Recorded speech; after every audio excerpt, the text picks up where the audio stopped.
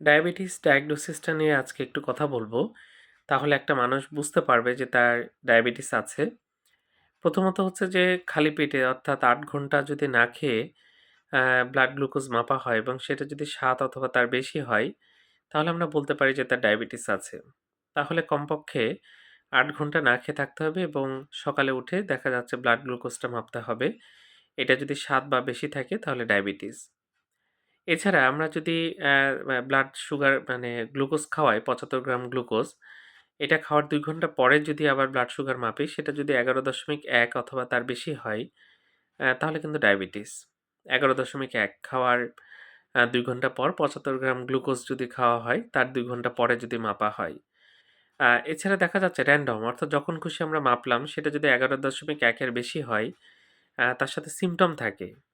রোগী বারবার প্রস্রাব করছে, বারবার পানি পিপাসা লাগছে। তাহলে সেটা ডায়াবেটিস।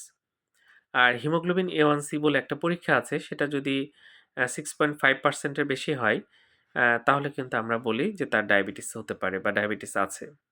তো যাই হোক ডায়াগনোসিসটা ইম্পোর্টেন্ট কারণ ডায়াগনোসিস করলে বাকি চিকিৎসাটা খুব সহজ হয়ে যায়। ধন্যবাদ সবাইকে।